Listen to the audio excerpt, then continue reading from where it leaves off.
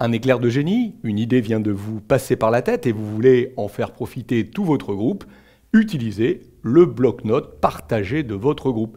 C'est vrai qu'à chaque fois que vous allez créer un groupe, un bloc-notes partagé va automatiquement être créé. Comment accéder à ce bloc-notes? Première solution, en utilisant l'application Outlook. Toujours dans le volet de navigation, vous vous placez sur le groupe dont vous voulez accéder au bloc-notes, identité visuelle dans mon cas ici, et en utilisant les trois petits points qui se trouvent là, je vais pouvoir tout simplement accéder au bloc-notes. Le bloc-notes va permettre d'organiser et stocker toutes les idées que vous allez glaner ici ou là. Comment est organisé un bloc-notes? Il est organisé en sections, donc on peut créer différentes sections. Vous voyez qu'ici, j'ai une section procédure, une section réunion, dans laquelle je pourrais stocker toutes les notes de réunion. Donc je peux ajouter des sections autant que je veux. Je vais par exemple ajouter ici une section charte, pour la charte graphique. Et à l'intérieur de cette section charte, je peux créer différentes pages. Donc à chaque fois que je veux créer une page, j'utiliserai ici l'élément page.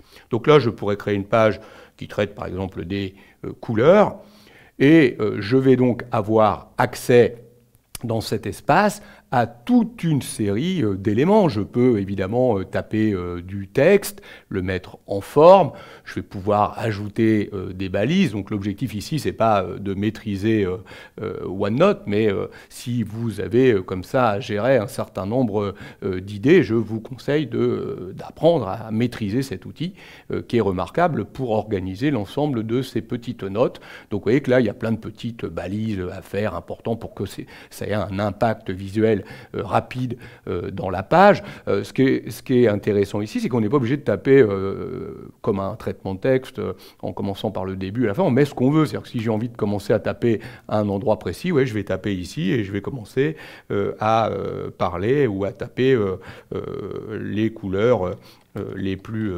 intéressantes, et je commence à saisir ce que je veux. Alors, je ne suis pas limité au texte, je peux insérer toute une série d'éléments. Vous voyez qu'avec insertion, je peux insérer des tableaux, insérer des fichiers, insérer des images, des liens. Je peux même enregistrer des messages vocaux, ce qui est très pratique. Si je ne veux pas prendre du temps à la saisie, je suis avec mon téléphone et je veux rapidement parler dans mon téléphone et récupérer ou en tout cas retrouver rapidement ce que j'ai dit.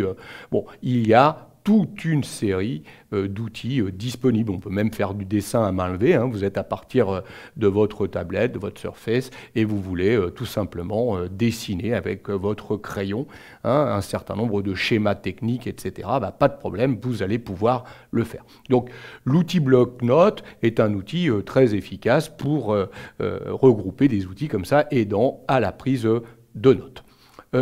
Il est même possible, quand on travaille souvent avec OneNote, d'installer le plugin OneNote à l'intérieur de votre navigateur. Donc il suffit simplement de récupérer ce plugin, de l'installer dans votre navigateur préféré.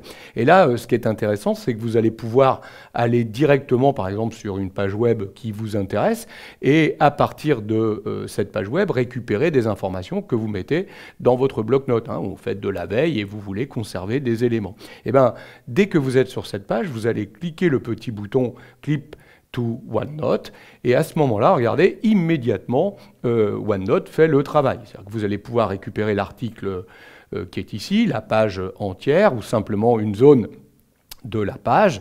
Donc si je dis zone, ça va être à moi d'aller sélectionner la partie qui m'intéresse dans la page. Et là, je vais pouvoir directement l'enregistrer dans mon bloc-notes. Ici, je suis connecté en Alex, donc il me mettrait dans le bloc-notes d'Alex, et je vais capturer les éléments.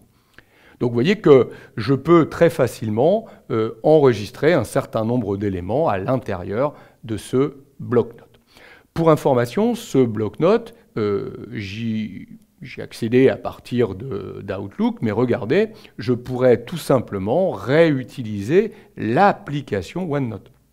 Et si j'utilise l'application OneNote, je vais retrouver ici tous les OneNote auxquels Alex a accès. Donc je vois par exemple qu'il y a un bloc-notes pour le groupe identité visuelle ou pour un autre groupe lancement Brain to iBrain. Donc si je reviens ici sur le bloc-notes identité visuelle, vous voyez que je vais retrouver l'ensemble des sections et des pages et pouvoir rajouter des éléments. Le bloc-notes est un outil très intéressant. Alors, il existe pour vous personnellement, c'est votre bloc-notes personnel. Vous allez organiser vos idées que vous glanez partout dans votre espace à vous.